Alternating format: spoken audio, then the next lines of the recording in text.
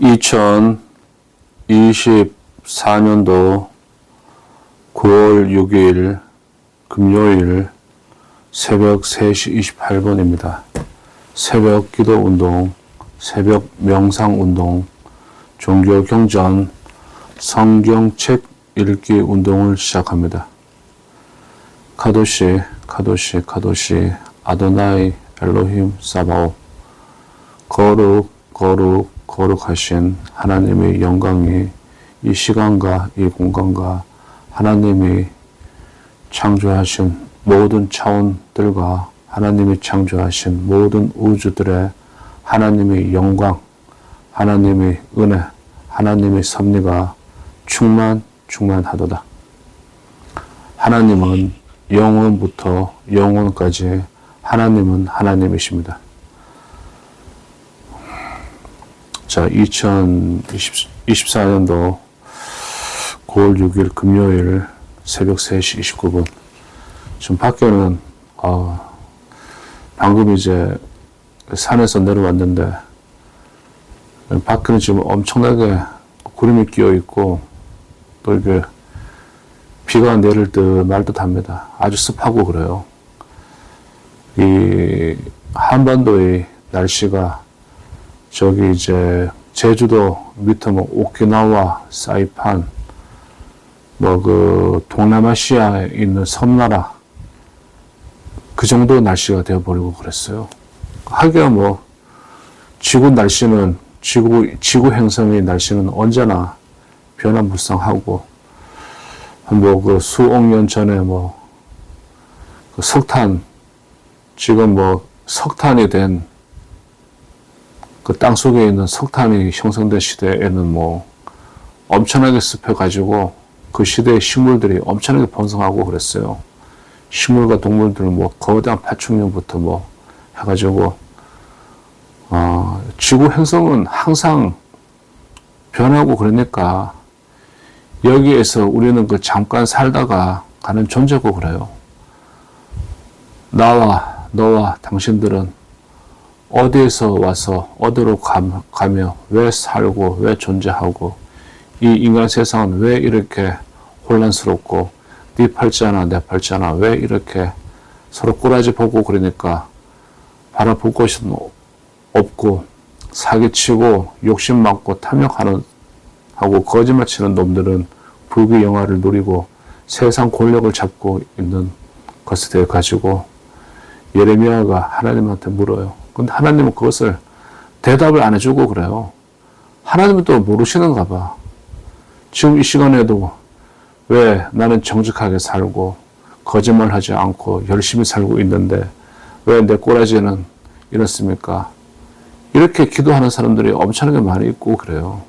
그러나 거기에 대해서는 하나님은 절대로 대답을 안 해주고 그래요.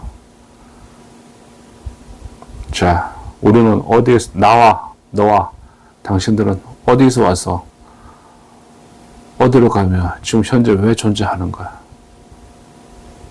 거기에 답을 찾으려고 이제 수많은 사람들이 찾고 했는데 찾지 못하고 그랬어요. 그런데 우리 어머니가 2021년도에 9월 28일 날, 음력 9월 28일 날 하늘나라로 가신 어머니께서 저한테 어린 시절에 예수님에 대해 가지고 엄청나게 얘기해 주셔가지고 그게 이제 모태신앙자들이 그때부터 이제 어머니로부터 이제 세뇌를 당하고 그러는 거예요. 예수님이 우리 인간의 모든 108번뇌 생로 병사 희노애락 이것을 모든 것을 알고 계시구나. 참 우리 어머니 돌아가실 때 하나님 감사합니다 할렐루야. 그걸 그 말씀을 남기시고 그다음부터는 말을 못하고 그러시다가 그냥 가버리셨어요. 뭐 숨을 이제 헐떡헐떡 하고 쉬시면서 임종을 하고 그랬는데 영혼이 숨이 딱 멎는 순간 참 그때는 참 나도 어머니 따라 가야 되겠다. 나도 한 10년이나 오래 살면 한 20년 뒤면 저렇게 똑같은 모습이 되겠구나. 다 생각하고 그러니까 이 영상을 만들고 그러는 겁니다. 글씨가 뭐, 네. 자, 예레미야 16장입니다. 예레미야 16장. 예레미야 16장은 1절부터 21절까지 되어 있습니다. 우선 첫 번째, 두 번째, 세 번째, 네 번째의 제목을 뽑을 수가 있는데, 여기서는 이제 첫 번째는 선지자의 삶은 상징이다. 또 두 번째, 흩어졌던 백성들이 돌아온다. 세 번째는 끌려가리라. 그리고 그 사람들이 하나님을 선택한 게 아니라 하나님이, 여기 나오는 이제 여호와 하나님이 그 야곱을, 아브라함을 선택해가지고 그 부족, 그 시족들과 함께하는 이야기고 그래요. 이거는 이제 2600년 전에 만들어진 글이고 지금 2024년도 현재까지 존재하는 글이고 그래요. 그 여기서는 이제 이 기독교 경전이다 보고 그러니까 천주교, 구교, 신교의 이제 기독교 경전이다 보고 그러니까 이 원본의 그 오리지널 원본을 가지고 있는 유대인들하고는 좀 이제 로마 카톨릭하고 로마 카톨릭에서 또 싸움 해가지고 갈라 나온 거 신교 하고 또 신교에서도 갈라 나오고 가지고 좀 엄청나게 지 마음대로 놀고 그러잖아요. 예? 다 서로 이제 해석이 틀려 가지고 이 사이비 종파 분자들이 나타나고 그러는 겁니다. 자, 그리고 우리 신앙인들 같은 경우, 더구나 이제 모태 신앙인들 같은 경우는 흔들리지 말고 그래야 돼요. 절대로 흔들리면 안 되고 그래요. 내가 지금까지 인생 살면서 이 사이비 놈들한테 걸려가지고, 남자들도 걸리고, 배운 놈들도 걸리고, 못 배운 놈들도 걸리고, 이리저렇게 인생이 다 망가지고 영혼이 파괴되고 그러더라고. 폐인이 되어버리고 말고 그러더라고요, 보니까. 그런 것을 방지하기 위해 가지고는 자기의 지식이 있고 그래야 돼요. 그래야지 아주 교묘하게 뱀같이 뱀의 혓바닥 4개 같이 살랑살랑 이렇게 꼬셔도 안 넘어가지. 그리고 생각을 하고 그러면 됩니다. 내가 하고 싶은 말이고 그래요. 내가 하고 싶은 말을 하기 때문에 아무도 안 봐. 근데 내가 만들어 놓고 그러면은 너무나 시원해. 자, 읽겠습니다. 1절부터 13절까지 읽겠습니다. 제목은 선지자의 삶은 상징이다. 예레미야 16장입니다. 여호와의 말씀이 또 내게 임하니라. 가라사대 너는 이 땅에서 아내를 취하지 말며 자녀를 두지 말지니라. 이곳에서 생산한 자녀와 이 땅에서 그들을 해산한 어미와 그들을 낳은 아비에 대하여 나 여호와가 이같이 말하노라. 그들은 독한 병으로 죽고 슬퍼함을 입지 못하며 매장함을 얻지 못하며 지면이 분토와 같을 것이며 칼과 기근에 망하고 그 시체는 공중의 새와 땅의 짐승의 밥이 되리라. 여호와께서 이같이 말씀하시되 상가에 들어가지 말라. 가서 통곡하지 말며 그들을 위하여 애곡하지 말라. 내가 이 백성에게서 나의 평강을 빼앗으며 인자와 긍휼을 제함이니라. 여호와의 말이니라. 큰 자든지 작은 자든지 이 땅에서 죽으리니 그들이 매장되지 못할 것이며 그들을 위하여 애곡하는 자도 없겠고 자기 몸을 베거나 대머리 되게 하는 자도 없을 것이며 슬플 때에 떡을 떼며 그 죽은 자를 인하여 그들을 위로하는 자가 없을 것이며 그들의 아비나 어미의 상사를 위하여 위로의 잔을 그들에게 마실 자가 없으리라. 너는 잔치집에 들어가서 그들과 함께 앉아 먹거나 마시지 말라. 만군의 여호와 이스라엘 하나님이 이같이 말하노라. 보라, 기뻐하는 소리와 즐거워하는 소리와 신랑의 소리와 신부의 소리를 내가 너 목전, 너 시대에 이곳에서 끊어지게 하리라. 너가 이 모든 말로 백성에게 고할 때에 그들이 내게 묻기를 여호와께서 우리에게 이 모든 큰 재앙을 광포하심은 어찌미며 우리의 죄악은 무엇이며 우리가 우리 하나님 여호와께 범한 죄는 무엇이뇨 하거든 너는 그들에게 대답하기를 여호와께서 말씀하시되 너희 열조가 나를 버리고 다른 신들을 쫓아서 그들을 섬기며 그들에게 절하고 나를 버려 내 법을 지키지 아니하였음이라. 너희가 너희 열조보다 더욱 악을 행하였도다. 보라, 너희가 각기 악한 마음의 강팍함을 따라 행하고 나를 청종치 아니하였으므로 내가 너희를 이 땅에서 쫓아내어 너희와 너희 열조에 알지 못하던 땅에 이르게 할 것이라. 너희가 거기서 주야로 다른 신들을 섬기리니 이는 내가 너희에게 은혜를 베풀지 아니함이라 하셨다 하라. 1절부터 13장입니다. 예레미야 16장 1절부터 21절.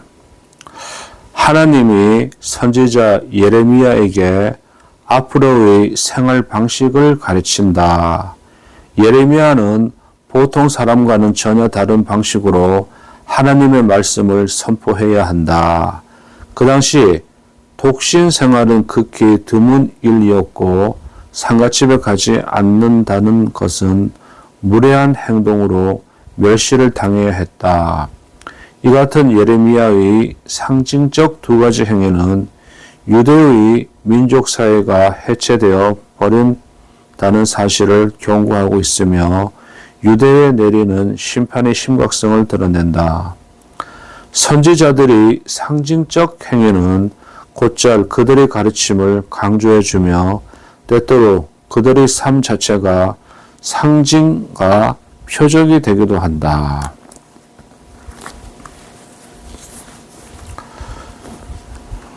자, 5절에서 6절 이렇게 전체적으로 이래서 선지자들 그 당시는 종교 유대교 카톨릭 기독교 그런 종교가 아니라 예레미야는 자기 민족 국가 스테이츠 국가와 국민 그때 국가라는 개념은 없었겠죠. 그 자기 부족 자기 시족과 부족과 그 추장에 대한 거 거기에 대해 가지고 자기네들이 지금으로 말하게 되면 국가와 국민에 대해 가지고 예언하고 그러는 거예요. 여기가 좀 이제 스케일이 작게 교회에 대해서 얘기해놓고 그러는데 나는 이것을 교회보다는 국가를 상대로 이 인류 전체를 대해 가지고 말을 하고 싶고 그래요. 자, 그래서 내가 이 영상을 만드는 겁니다. 상가에 들어가지 말라. 상가라는 말은 이제 장례식장. 매장되지 못할 것이라며 말은 어떤 사람이 변을 당하여서 죽임을 당하거나 저주를 받아 죽는다는 사실을 암시해주며 유다 족속에게 내릴 심판이 지극히 냉혹하게 이행되리라는 것을 나타낸다. 떡을 떼며 위로의 잔. 떡은 사랑을, 잔은 믿음을 상징한다. 떡은 사랑을, 잔은 믿음을 상징한다. 사람이 죽어 슬픈 날에 떡을 뗄 사람이 없다는 것은 사랑이 메말랐음을 뜻하며 위로의 잔을 권할 자가 없다는 것은 진리가 고갈되었다는 뜻이다. 즉 거짓과 죄악으로 무수한 생명과 육체의 생명과 살아있는 영이 죽어가는 사회에 사람이 떡을 뗄 여긴 교회라고 해 놓았는데 국가라고 하는 게 맞고 그래요. 국가가 없고 신령한 진리의 잔으로 상처 입은 심령을 위로할 국가가 없으려는 말이다. 종교가 없다는 말이고 그래요. 왜? 종교가 다 부패 타락했기 때문에. 그건 종교가 아니라 그냥 그 사이비 집단하고 똑같고 그런 거죠. 8절 잔치집은 집은 마음 또는 국가를 상징하며 잔치집은 하나님의 사랑과 지혜로 사귀는 신령한 국가를 상징한다. 그러나 여기서는 유대의 시대적 상황으로 보아 그 같은 신령한 국가는 이미 소멸되었고 그런 가정도 남아있지 않다고 보아야 할 것이다. 따라서 본문의 잔치집은 이방 국가의 잔치가 벌어지는 산당이나 신전을 가리키며 이때 잔치집은 악과 거짓의 소굴의 비유가 될 수가 있다. 자, 9절 신랑의 소리와 신부의 소리. 본디 신랑은 하나님이요 신부는 교회 즉 국가였다. 그런데 신부된 국가가 유대 이방신에게 돌아섰으므로 유대 땅에 신랑과 신부의 혼인잔치가 있을 수 없고 하객들이 기뻐하는 소리가 있을 수 없게 되었다. 이방신을 섬겨 음란한 성관계를 조장하는 이방 사회에서는 한 신랑에 한 신부가 결합하는 성결한 결혼이 있을 수 없다. 따라서 진정한 종교가 없는 곳에 참된 결혼이 있을 수 없다. 이것은 하나님의 사랑과 진리가 연합하여 구원을 이루는 말씀을 떠나거나 그 떠나거나 등진 곳에서는 진정한 결혼도 기쁨도 있을 수 없다는 교훈을 주고 있다. 지금 뭐 미국 아이들이 이상하게 변해버리고 그랬잖아요. 아메리카 아이들이 한국 전쟁을 통해 가지고 미군이 들어와 가지고 그 한반도에서 전쟁을 해가지고 남한을 자유세계로 만들어 버리고 그랬어요. 그리고 전쟁이 끝난 다음에 절대로 그 전쟁을 통해 가지고 총과 검으로 국토를 장악할 수는 있고 그렇지만은 총과 검으로 정치는 할 수 없고 그래요.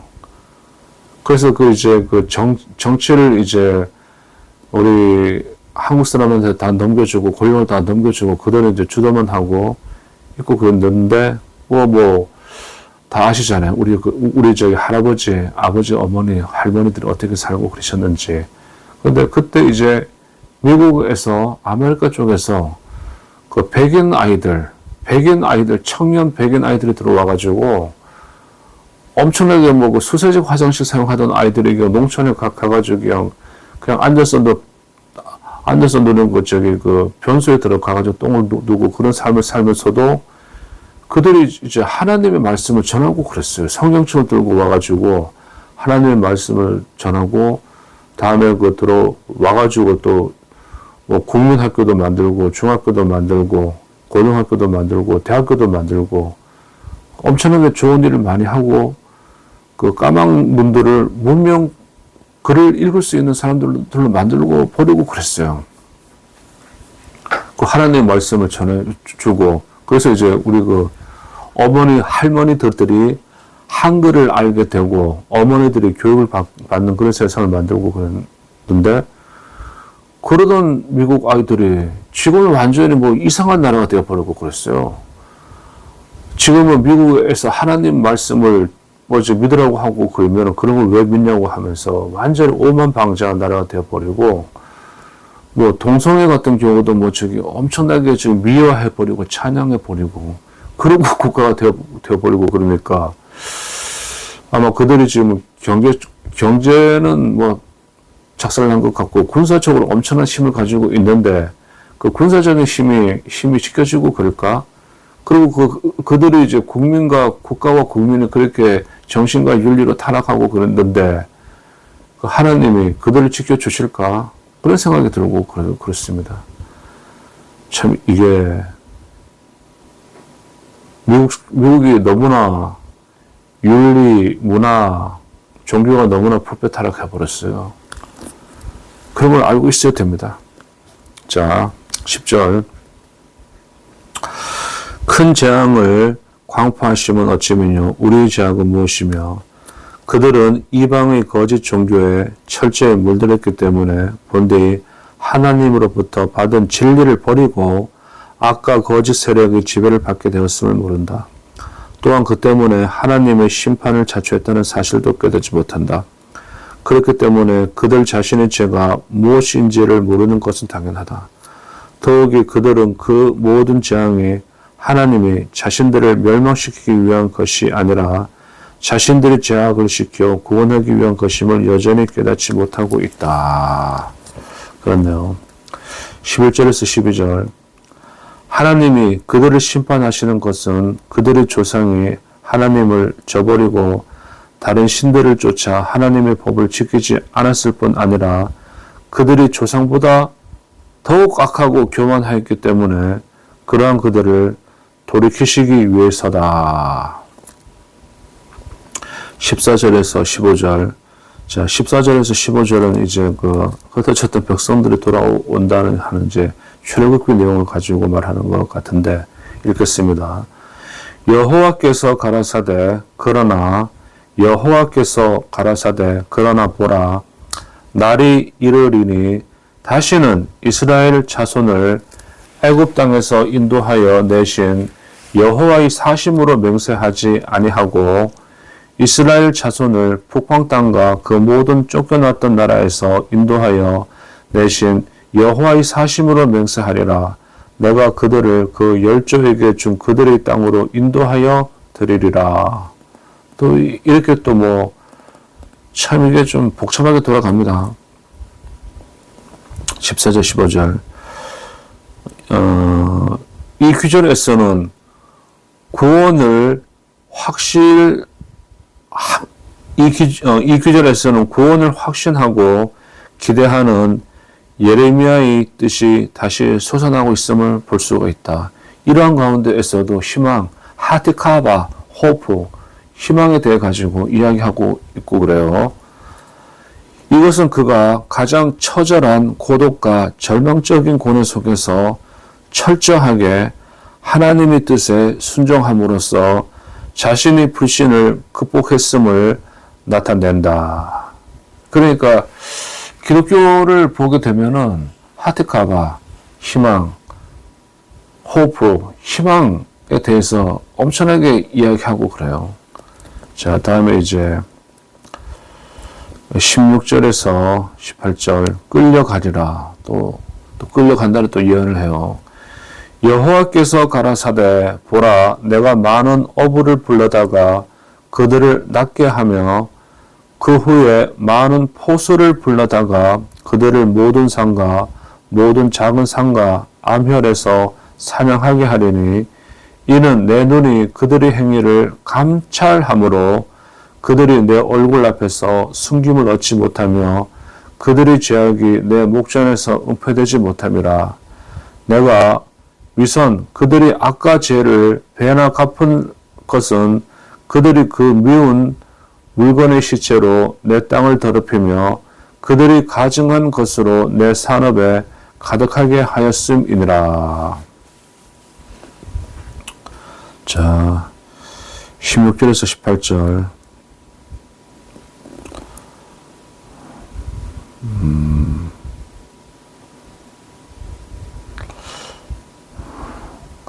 이게 직업이 나오는데 어부라는 직업이 나오고 포수라는 직업이 나와요. 이걸 어떻게 해석하는가 하니 이들은 유대 백성들을 그릇된 길로 인도한 목자들을 대신하여 백성들을 인도할 새로운 지도자들을 가리킨다. 유대 백성들은 악하고 거짓된 종교 지도자나 정치 지도자들에게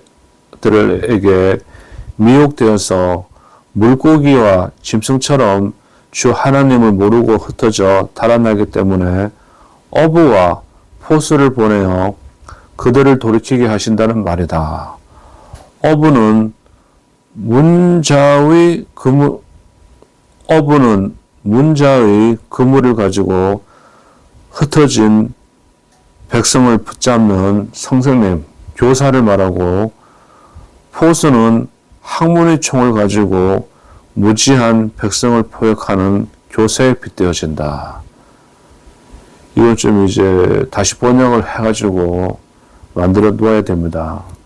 이러면 헷갈리고 그래요. 18절, 18절, 미운 물건의 시체는 생명이 없는 우상들을 가증한 것은 이방 종교의 거짓 예배와 가르침을 가리키며 내 산업은 하나님의 땅 곧 하나님의 백성을 뜻한다. 그렇습니다. 자, 여기서 이제 19절에서 21절은 참된 신은 여호와, 야훼, 엘로힘, 아도나이, 하나님이시다. 이 말이고 그래요. 여호와, 나의 힘, 나의 보장, 환난 날의 피난처시여 열방이 땅 끝에서 주께 이르러 말하기를 우리 열조의 계승한 바는 허무하고 망탄하고 무익한 것뿐이라. 인생이 어찌 신 하나님 아닌 것을 자기의 하나님으로 삼겠나이까 하리이다.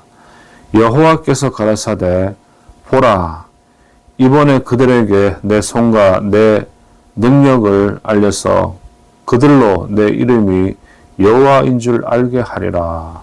이 참된 신은 하나님이십니다. 이 참된 신은 하나님이시라는 이 문장이 17장으로 이어져 내려갑니다. 자, 예레미야 16장 이렇게 끝났고 예레미야 17장입니다.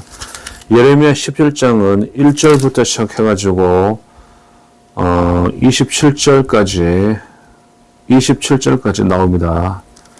자, 여기서는 16장 19절부터 17장 4절까지 참된 신은 여호와시다 라는 제목이 뽑을 수가 있고, 두 번째는 이제 5장부터 13장 5절부터 13절까지는 깨우쳐 주시는 하나님의 말씀, 다음에 14절부터 18절까지는 예레미야의 기도, 19절부터 27절까지는 그 안식일을 지켜라. 안식을 지켜라. 모여서 신앙인들끼리, 유대인들끼리 모여서 공동 예배를 드리라. 그 말이고 그래요. 자, 지금부터 읽겠습니다. 자, 참된 신은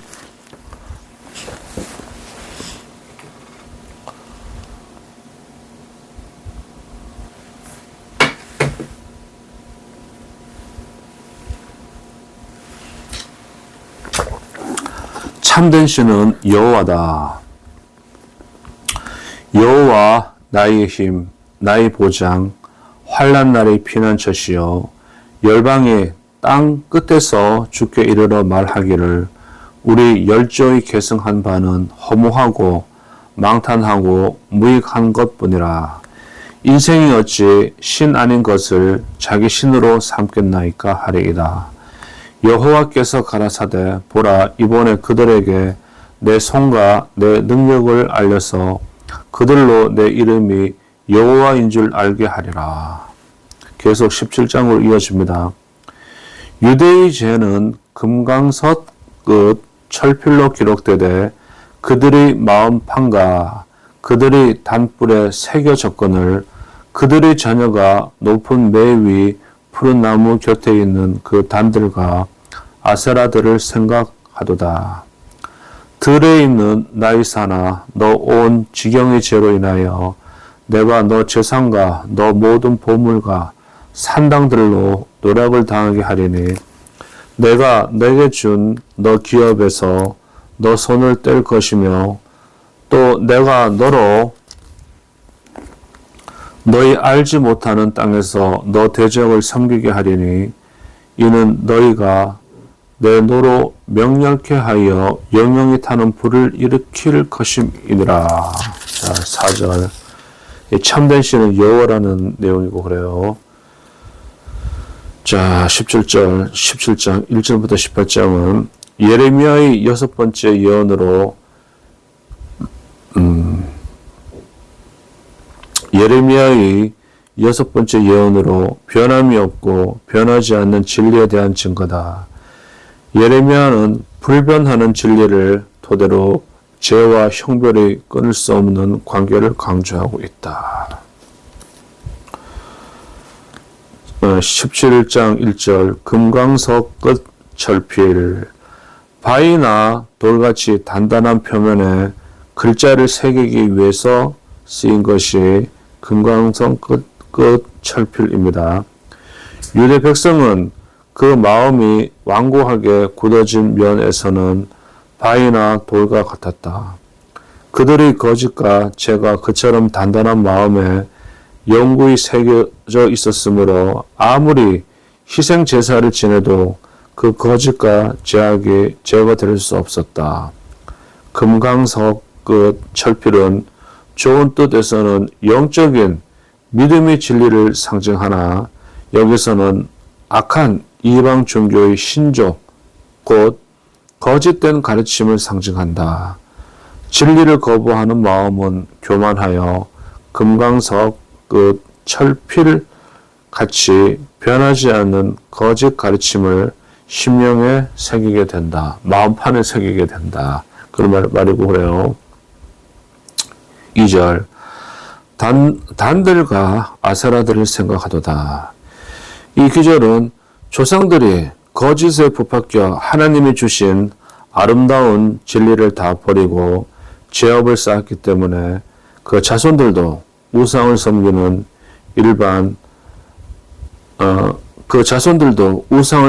일만 바라게 된다는 뜻이다. 즉 교회가 눈에 보이는 것, 다시 말해서 세상적인 것만 추구하고 눈에 보이지 않는 신령한 진리를 외면하면 그런 교회는 입으로만 하나님을 예배할 뿐 그 마음과 심령으로는 세상과 자신을 섬기게 되며 이때 교회 제단은 우상의 단이요 그 교회의 예배 대상은 거짓된 아세라 상들을 하는 말이다. 이것은 이제 한국이 이제 이 번역한 사람들이 한국식으로 해 놓았는데 내가 딱 보고 그러기에는 이걸 교회를 보다는 국가라는 단어를 써가지고 해 놓아야 됩니다. 3절 4절 들에 있는 나일사나 들은 이 세상을 사는 사람 또는 교회, 국가를 상징한다.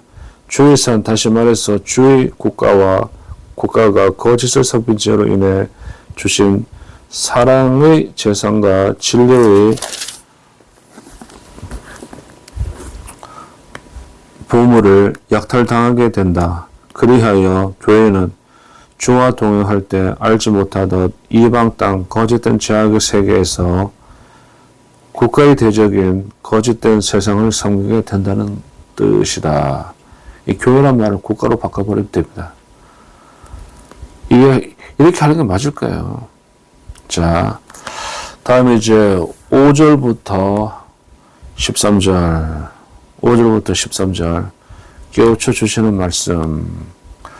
나 여호와가 이같이 말하노라. 무릇 사람을 믿으며 혈육으로 그 권력을 삼고 마음이 여호와에게서 떠난 그 사람은 저주를 받을 것이라.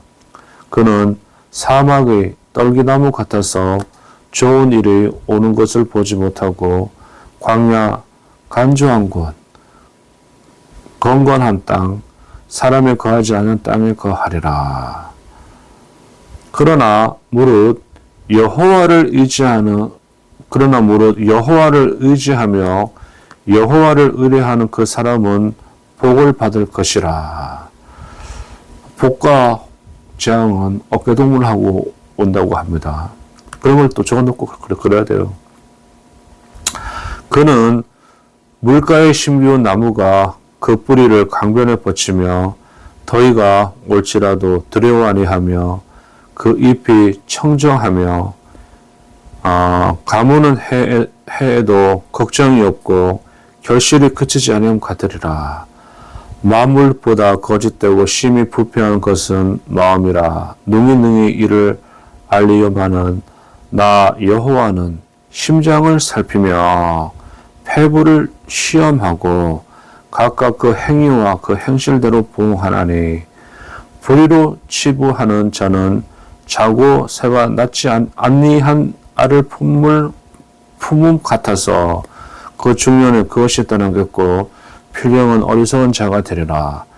영화로우신 보좌여 원시부터 높이 계시며 우리의 성소이시며 이스라엘의 소망이신 여호와여 무릇 주를 버리는 자는 다 수치를 당할 것이라. 무릇 여호와를 떠나는 자는 흙의 기록이 되오리니 이는 생수의 근원이신 여호와를 버림이니라. 깨우쳐 주시는 말씀입니다. 5장 5절에서 13절. 자, 사막의 떨기나무 거짓되고 심히 부패한 것은 마음이라. 맞아요. 거짓되고 심히 부패한 것은 마음입니다. 참 나의 마음도 거짓되고 심히 부패하고 있어요. 여기서 부패한으로 번역된 히브리어 야콥은 속이는 자, 남의 자리를 대신 차지하는 자라는 뜻을 가지고 있다. 부패한 것은 마음이라는 말은 히브리어 야콥의 의미를 이용한 결말이다. 이 기절은 아무리 겉으로 진실하게 하나님을 섬기는 채 하더라도 하나님은 마음을 꿰뚫어 보고 속사정을 훤히 아신다는 뜻이다. 맞는 말이고 그래요. 이 영상을 만드는 나조차도 이 인간이 손이 뜨기조차도 거짓되고 심히 부패하고 무능하고 지옥에 갈 수밖에 없는 인간이고 엄청나게 많은 죄를 지었고 인간관계에서 상처를 받고 다른 사람에게 상처를 준 사람이고 그래요. 참 이게 우리 사람이고 그렇습니다.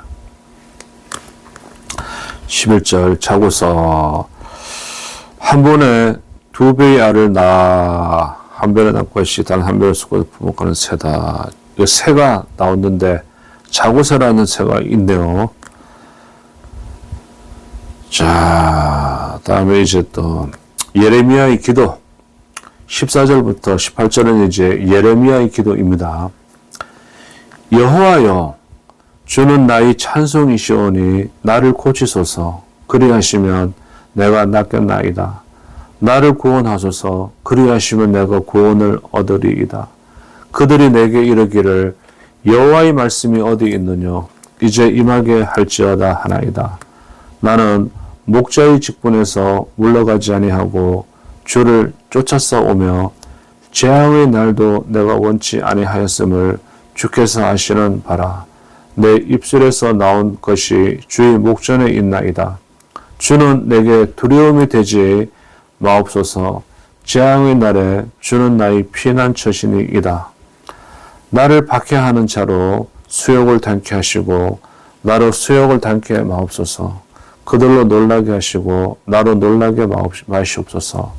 재앙의 날을 그들에게 임하게 하시며 배나 되는 멸망으로 그들을 멸하소서. 예레미야의 기도.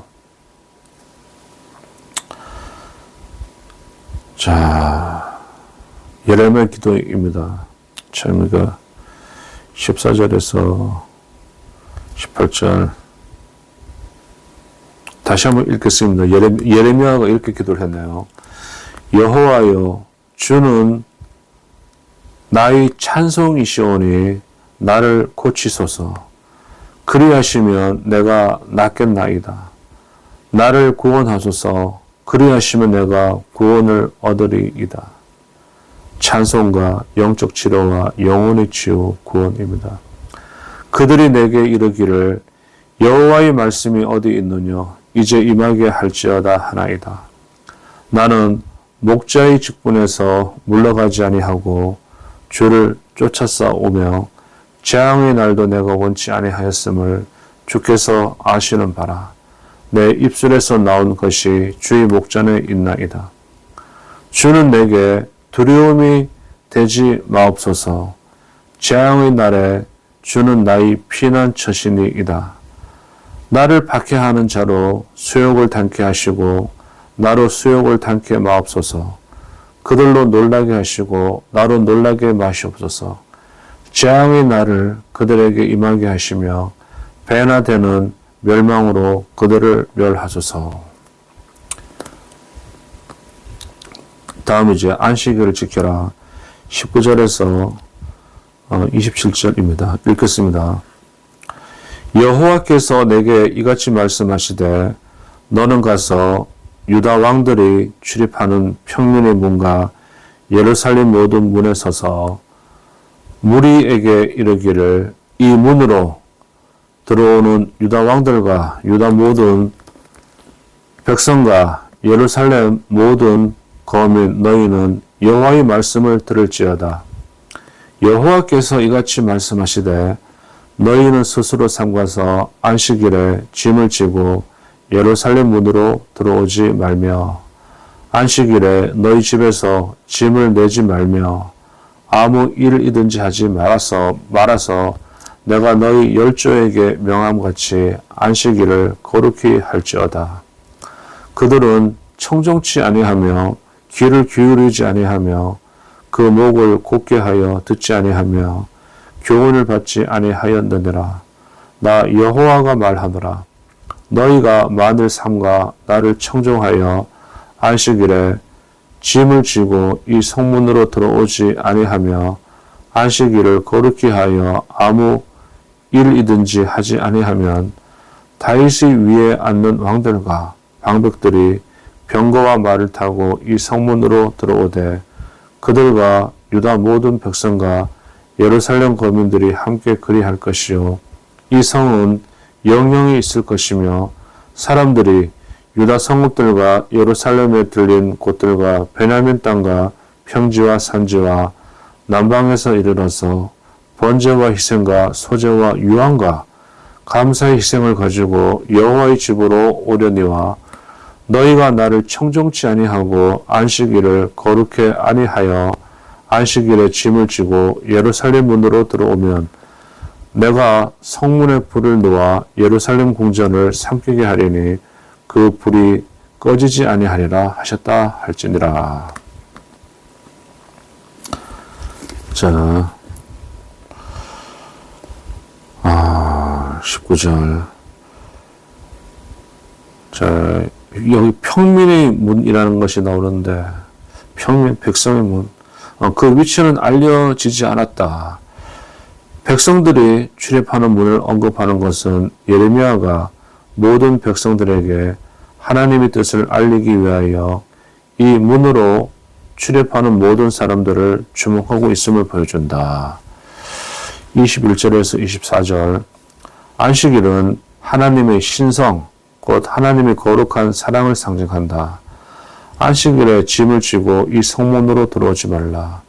이 기절은 안식일에 하나님께 예배 드릴 때는 오직 순전한 마음과 정성을 다해 드리고 세속적인 일들을 관여시키지 말라는 뜻이며 인생의 방편, 지식, 철학 등을 다 버리고 온전히 하나님께 의지하라는 교훈을 주고 있다.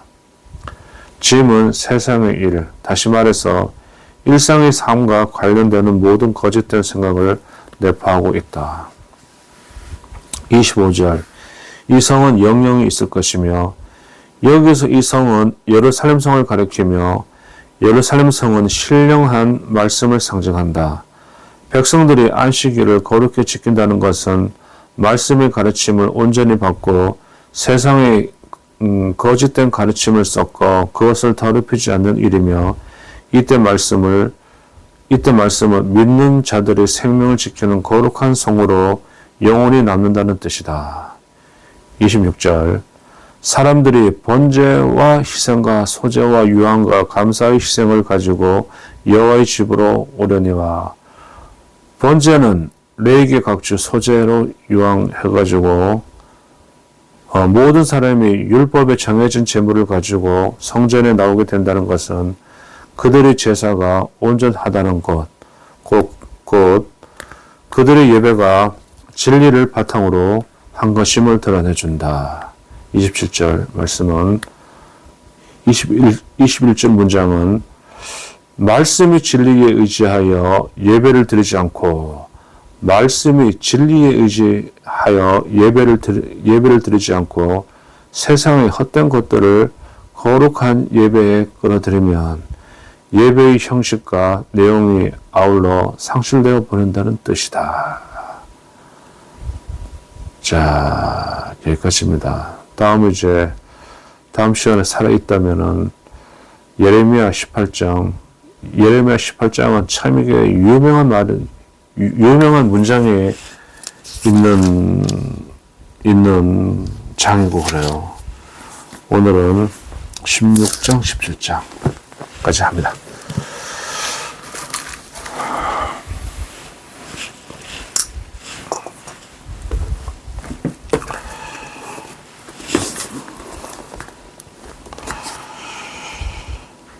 하나님의 영광을 위하여 하나님의 영광을 위하여 하나님 감사합니다. 할렐루야. 하늘에 계신 하나님 아버지 이름이 거룩히 여김을 받으시오며 나라에 임하옵시오며 뜻이 하늘에서 이루어진 것 같이 땅에서도 이루어지나이다. 오늘날 우리에게 일용할 양식을 주옵시고 우리가 우리에게 죄 지은 자를 용서하여 준 것 같이 우리 죄를 용서해 주옵시고 우리를 시험에 들게 하지 마옵시고 다만 악에서 구원하여 주시옵소서. 대개 나라와 권세와 영광이 하나님 아버지께 영원히 싸움나이다. 아멘. 전지전능하사 천지를 만드신 하나님 아버지를 내가 믿사오며 하나님의 아들 예수 그리스도를 믿사오니 예수님은 성령으로 잉태하사 마리아에게 나시고 빌라도에게 고난을 받으사 십자가에 못 박혀 죽으시고 장사한 지 사흘 만에 죽은 자 가운데서 다시 살아나시며 하늘에 오르사 전지전능하신 하나님 우편에 앉아 계시다가 저리로서 산 자와 죽은 자를 심판하러 오시리라. 성령을 믿사오며 거룩한 공예와 성도와 서로 교통하는 것과 죄를 용서하여 주시는 것과 몸이 다시 사는 것과 영원한 생명을 주는 것을 믿사옵나이다. 아멘. 감사합니다. 하나님의 영광을 위하여.